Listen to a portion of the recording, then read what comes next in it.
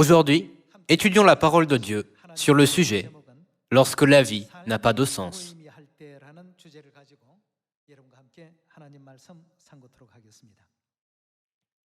Chaque parole de Dieu est positive, mais le sujet d'aujourd'hui est un peu sombre.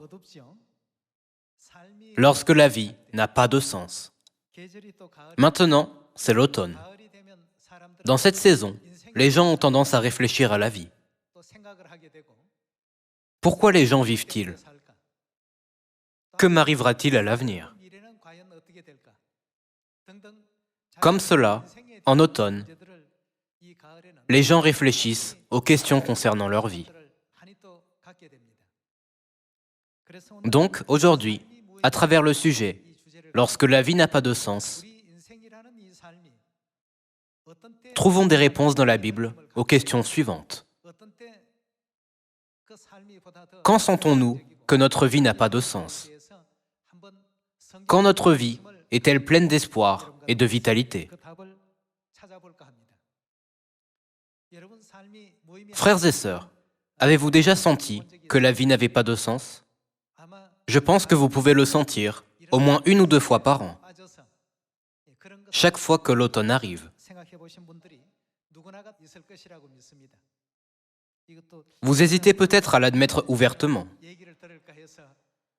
parce que vous êtes inquiet que les autres pensent que vous avez une foi faible. Mais ne l'avez-vous pas tous expérimenté avant? Même si nous avions pu nous sentir impuissants par le passé, maintenant, nous avons trouvé une réponse quant à la façon dont nous pouvons avoir un avenir brillant. Donc, nous n'avons plus besoin de nous inquiéter à ce sujet. Alors, quel genre de personnes pensent que la vie n'a pas de sens? Il n'y a qu'une réponse à cela. Peu importe combien une personne vit diligemment, si sa destination est vague, sa vie reste perdue. Nous devons avoir une destination claire. Ceux qui vivent sans une destination claire se sentent toujours impuissants et ont le sentiment que la vie n'a pas de sens. Leur vue sur la vie est bien plus négative que positive. Nous devrions vivre avec une destination. Heureusement, Dieu n'a-t-il pas fixé la destination de notre vie? Pourquoi nous devrions vivre? Vers où nous devons nous diriger? Plus nous investissons notre temps et nos efforts dans l'endroit où nous irons, plus notre vie sera remplie de belles fragrances. N'est-ce pas? C'est pourquoi, lorsque vous examinez le cœur de ceux qui sentent que la vie n'a pas de sens, aucun d'entre eux n'a de destination. Les gens qui vivent, en ne sachant pas pourquoi vivre, sans avoir la destination de leur vie, sentent que la vie n'a pas de sens. Cependant, ceux qui ont une destination claire ne sentent jamais que la vie n'a pas de sens. Rendre un culte à Dieu ici, aujourd'hui, et prêcher l'Évangile aux autres sont tous deux des choses pleines de sens. Pourquoi? Qu'arrivera-t-il au ciel à l'avenir? Toutes nos œuvres y seront accumulées, n'est-ce pas? La vie de ceux qui ne fixent pas leur destination sur le ciel est sans force. Ils se sentent impuissants et ont le sentiment que leur vie n'a pas de sens. Lorsque l'apôtre Paul vivait sur cette terre, sa vie n'était pas facile. Bien qu'il ait subi beaucoup d'épreuves, d'afflictions et de difficultés, plus il vivait cette vie, plus sa vie brillait. C'est parce que sa destination était claire, n'est-ce pas? C'est pourquoi il a dit ce qui suit lorsque sa vie prenait fin. J'ai achevé la course, j'ai gardé la foi. Désormais, la couronne de justice m'est réservée. Une telle personne ne sent jamais que la vie n'a pas de sens. Bien que l'automne ou l'hiver arrive, une telle personne n'est pas influencée par la saison. Cette personne ne se sent jamais impuissante dans la vie. Cependant, lorsque vous regardez ceux qui vivent sans destination, même s'ils avaient vécu diligemment à leur manière, lorsqu'on leur a demandé « Pour aller où à l'avenir, avez-vous travaillé si dur, au point où 24 heures par jour ne vous suffisent plus ?» Ils n'ont pas de réponse. Frères et sœurs, ce genre de vie est simplement une vie errante. Afin que notre vie puisse avoir un sens, Dieu a clairement fixé notre destination sur le royaume des cieux. La raison pour laquelle l'apôtre Paul était capable de dire avec confiance « Désormais, la couronne de justice m'est réservée » est parce qu'il avait un but dans sa vie. Dans Philippiens chapitre 3, voyons que l'apôtre Paul avait un but dans sa vie. Philippiens chapitre 3, verset 12. Ce n'est pas que j'ai déjà remporté le prix, ou que j'ai déjà atteint la perfection, mais je cours pour tâcher de le saisir, puisque moi aussi j'ai été saisi par Jésus-Christ. Frère, je ne pense pas l'avoir saisi, mais je fais une chose, oubliant ce qui est en arrière et me portant vers ce qui est en avant. Je cours vers quoi? Vers le but, pour remporter le prix de la vocation céleste de Dieu en Jésus-Christ.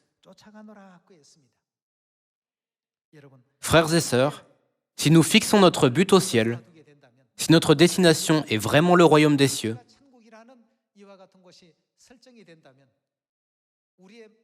alors, chaque moment de notre vie, que nous vivions 70 ou 80 ans, aura un sens.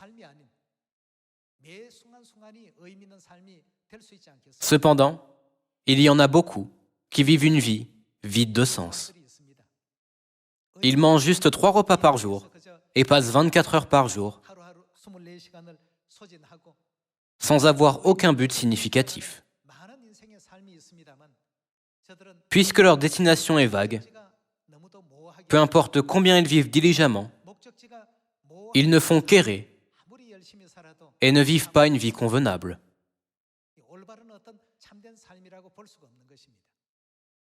En ce jour de sabbat, rendons gloire et grâce éternelle à Dieu Elohim, notre Père céleste et notre Mère céleste, qui ont clairement fixé notre destination sur le royaume des cieux, pour que nous puissions vivre une vie significative.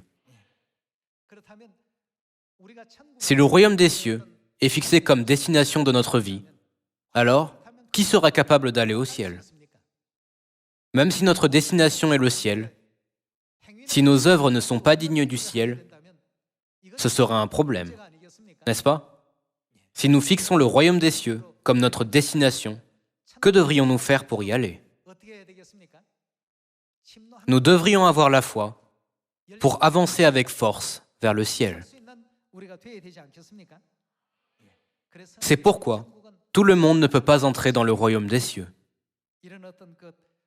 Fixons un but clair et suivons les enseignements de Dieu, qui a ouvert le chemin pour que nous puissions entrer au ciel.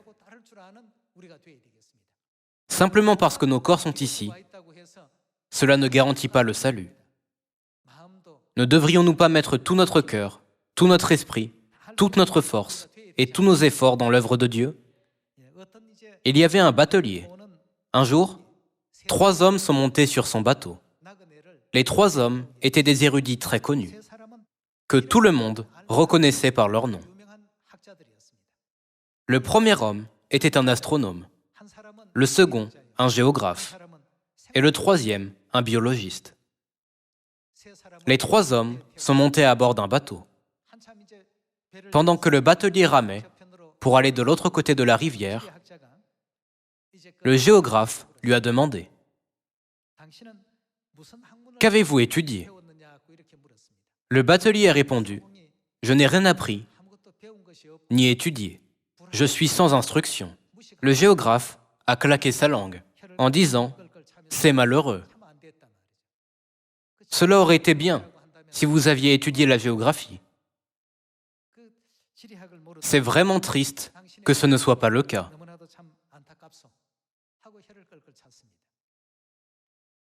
Ensuite, l'astronome a demandé au batelier « Qu'avez-vous étudié ?» Il a répondu « Je n'ai rien appris.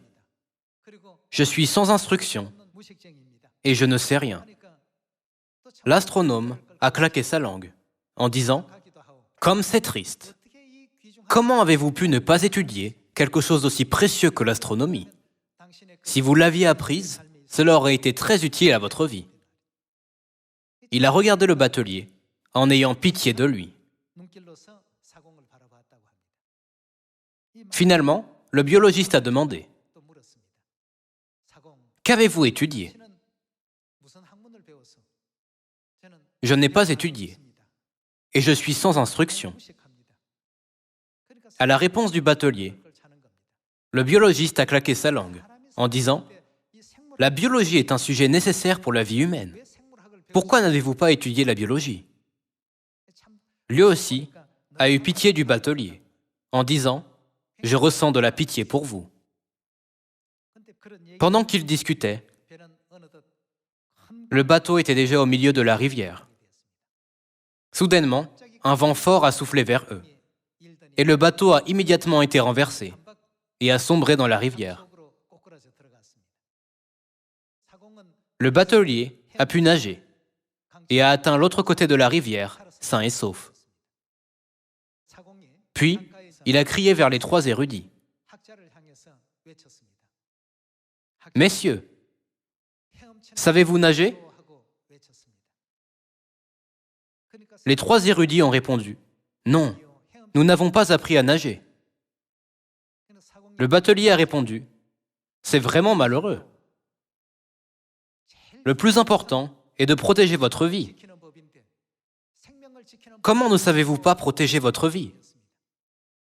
Alors qu'il parlait, les trois hommes se sont noyés et ont perdu la vie. Frères et sœurs, chaque domaine d'étude est important. Mais le plus important, c'est d'avoir la vie.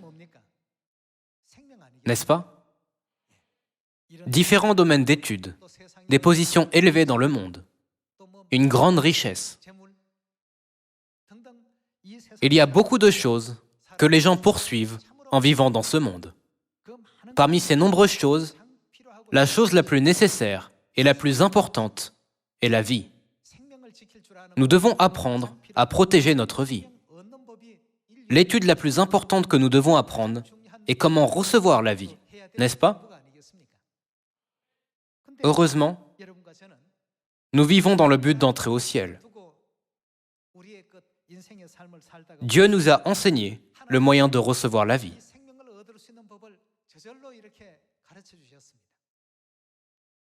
Certains sur la terre vivent en tant que serviteurs chez quelqu'un d'autre. Certains vivent avec moins de ressources financières que les autres.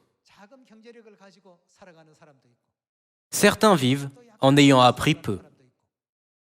Certains vivent avec de nombreux problèmes de santé. Il y a divers types de personnes.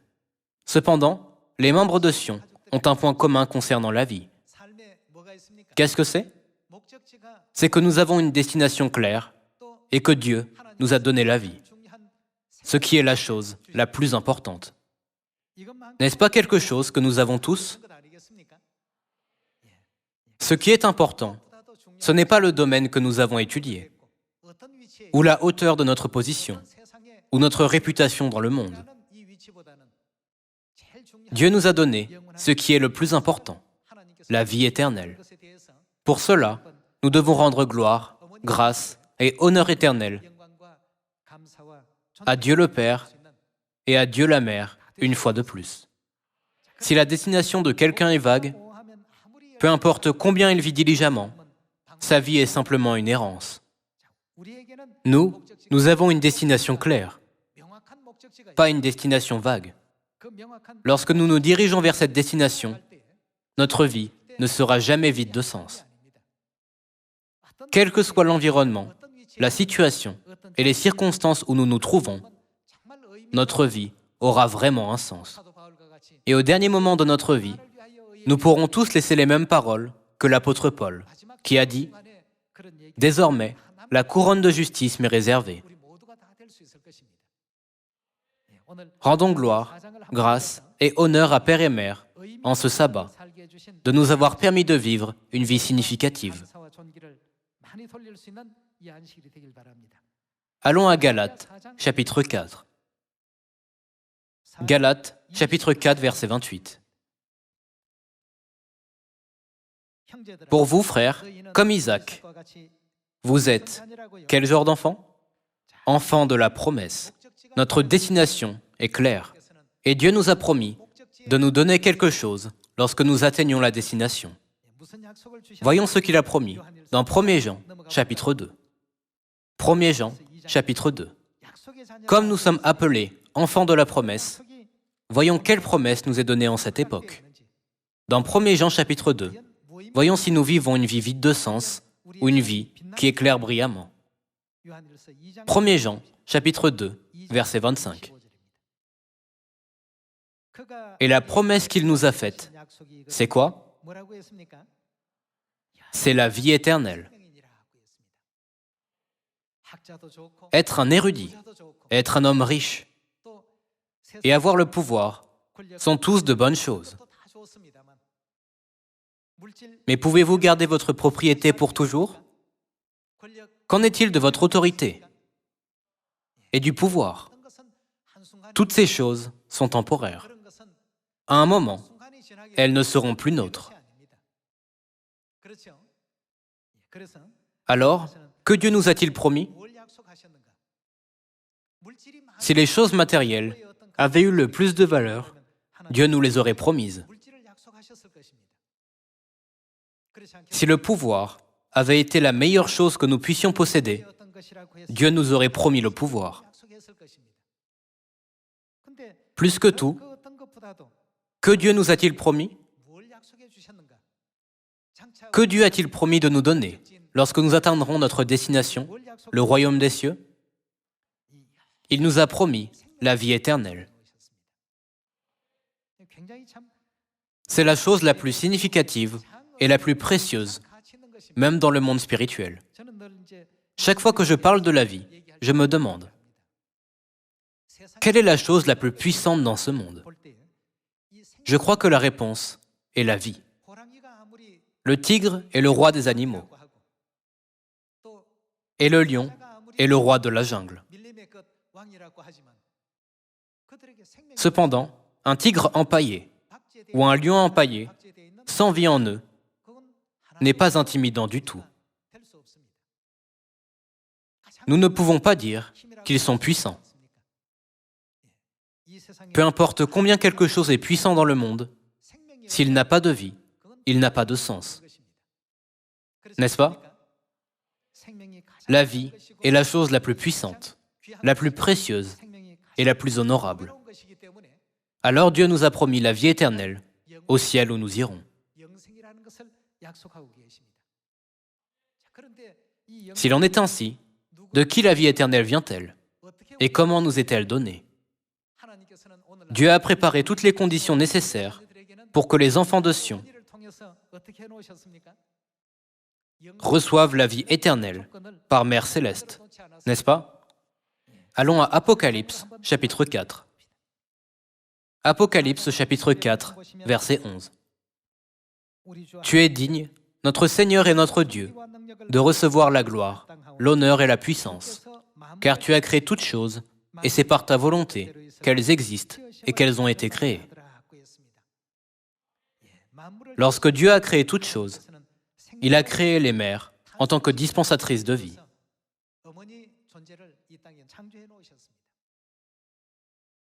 Considérant que toutes choses sont créées par la volonté de Dieu, est-il possible que la vie soit donnée sans mère? C'est impossible. Nous fixons notre destination sur le royaume des cieux et courons maintenant vers le royaume des cieux. Dieu a dit, si vous y arrivez, vous recevrez la vie éternelle. Alors, par qui la vie éternelle nous sera-t-elle donnée? Si vous regardez toutes choses qui sont créées, vous trouverez la réponse. Dans la création de Dieu, toutes choses reçoivent la vie de leur mère. Dieu a créé les mères comme voie pour transmettre la vie à leurs descendants. Certainement, il doit y avoir une raison pour laquelle Dieu l'a fait de cette manière. Les oiseaux dans les airs, les poissons dans la mer, les animaux dans les champs et les humains aussi reçoivent la vie de leur mère. Le système terrestre est une copie et une ombre du système céleste. À travers le modèle terrestre, nous pouvons comprendre la réalité du ciel, n'est-ce pas? Si toutes les créatures sur cette terre reçoivent la vie de leur mère, qui doit exister pour nous donner la vie éternelle que Dieu nous a promise? Il doit exister, Mère céleste. Si Dieu la Mère n'existe pas, la vie éternelle ne peut jamais nous être donnée. Ce n'est que lorsque Mère céleste, qui nous accorde la promesse de la vie éternelle de Dieu, existe, que nous pouvons finalement recevoir la vie éternelle, n'est-ce pas? Voyons Genèse, chapitre 1, verset 26. Il est écrit, « Puis Dieu dit, faisons l'homme à notre image, selon notre ressemblance. »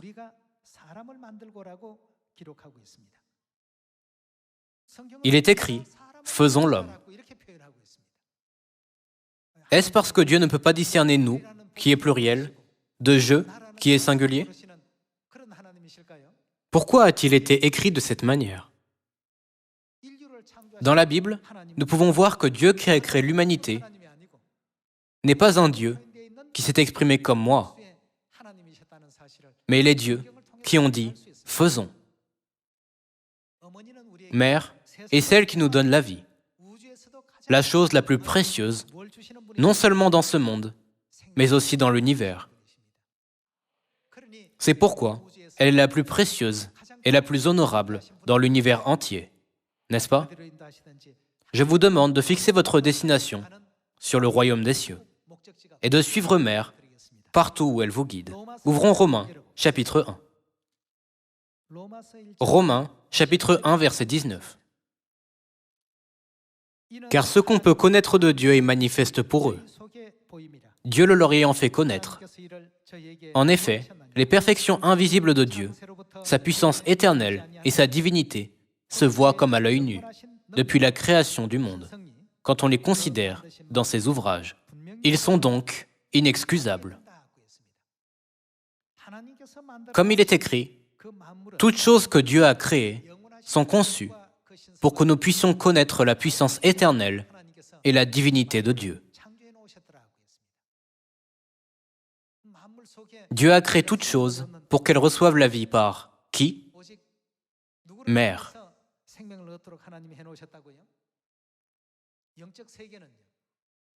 Qu'en est-il du monde spirituel? Il en est de même, par Mère céleste.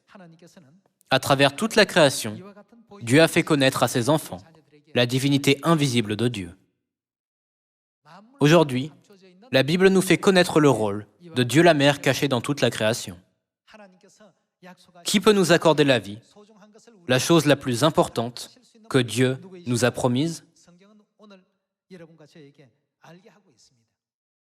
N'est-ce pas notre Mère céleste? Alors, en ce qui concerne Mère céleste, il doit y avoir une raison définitive pour laquelle Mère céleste nous donne la vie éternelle, comme indiqué dans Genèse chapitre 1 verset 26 et Galates chapitre 4, n'est-ce pas? Trouvons la raison dans Apocalypse chapitre 21. Apocalypse chapitre 21 verset 1. Puis, je vis un nouveau ciel et une nouvelle terre, car le premier ciel et la première terre avaient disparu, et la mer n'était plus. Ici, un nouveau ciel et une nouvelle terre indiquent le monde angélique éternel où nous irons. Voyons ce qui se passe là-bas, dans le verset 4. Chapitre 21, verset 4. Il essuiera toute larme de leurs yeux. Qu'est-ce qui ne sera plus? Et la mort ne sera plus. Que veut dire « la mort ne sera plus » ? Cela ne veut-il pas dire que la vie éternelle sera donnée? La Bible décrit la condition dans laquelle la vie éternelle sera donnée, comme suit. La mort ne sera plus. La mort ne sera plus. Il n'y aura plus ni deuil, ni cri, ni douleur. En d'autres termes, que Dieu fera-t-il à toute chose qui cause la douleur sur cette terre? Il s'en débarrassera. S'il n'y a plus ni peine, ni deuil, ni mort, ni douleur,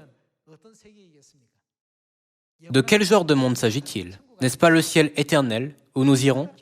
C'est un endroit où la joie et le délice sont créés à nouveau, jour après jour, et sont donnés aux enfants de Dieu. C'est le royaume des cieux, notre destination. N'est-ce pas? Frères et sœurs, ce n'est pas l'âge qui nous rend impuissants. Ceux qui n'ont pas de destination dans la vie sentent que la vie n'a pas de sens. Peu importe combien ils sont âgés ou jeunes.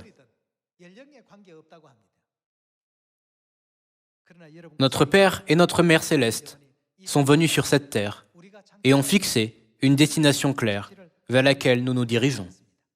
En suivant notre Père et notre Mère céleste, qui nous guident vers un beau monde, où il n'y a plus ni mort, ni deuil, ni cri, ni douleur, convertissons notre vie, que nous vivions sans signification, en vie significative. Vivons ce genre de vie de foi.